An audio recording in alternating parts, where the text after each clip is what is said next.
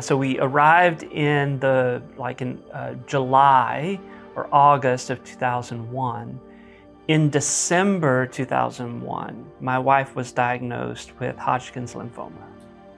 So, just as we're thinking, we've got a job, we've got a new place to live, let's kind of, get started on a family. And then we have this really tremendous news and challenging news. And the disease had progressed to a stage where it was serious. The oncologist was making sure they took it seriously.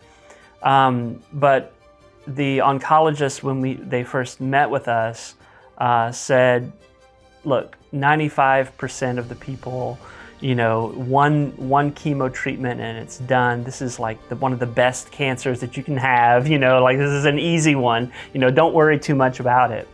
Well, 5 years and multiple treatment regimens later, and so we're walking through this. My wife is going through cancer treatment, and we're adjusting. We have faith, and then they do the treatment. The cancer comes back, and I remember the evening.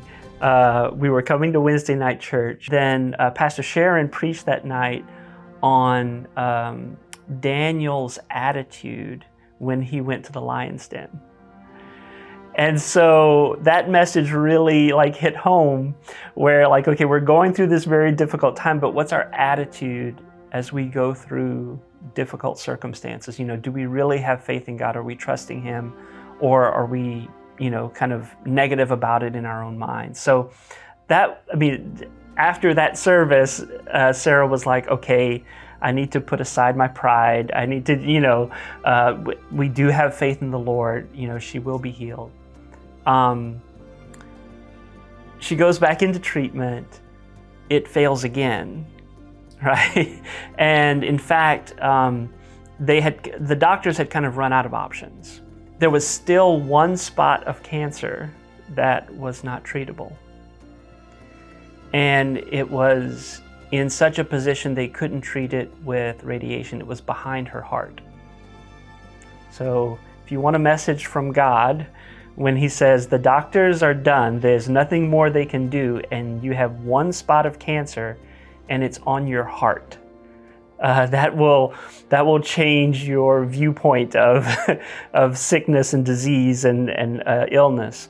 So, we were, again, we had faith, we believe in what God can do, but Bishop Zink preached a sermon during that time on Sunday morning, When Families Forgive. In the moment, he said, now I want you all to pray together as families, and if there's anything that you need to forgive each other for, go ahead and do that. And both of us were like, well, I think we're okay, nothing major, it hadn't been anything. But later that night, the tension grew, and the impact of that sermon was having its full effect on us. And we came to realize that there was unforgiveness between us. And we were able to work those things out and forgive each other for that. The next appointment, that spot of cancer behind Sarah's heart was gone, and she was healed.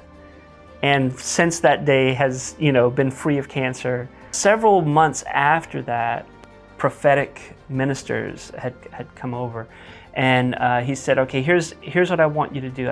He said, I want, if you have been diagnosed with cancer, I want you to come down to the front.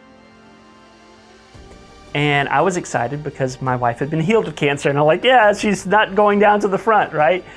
And then he said, now I want anyone who's been healed of cancer to come up behind them and pray over them, to pray for these people that they would be healed. And I don't know, something in my spirit just, leapt for joy. Just rejoiced. Because what God had redeemed, and all of that time that she had gone through cancer, he used that in that moment to then bless someone else. And I don't know, there was just such a joy and fulfillment that came over me in that moment. I was screaming, I was cheering. I was like, look at what the Lord has done.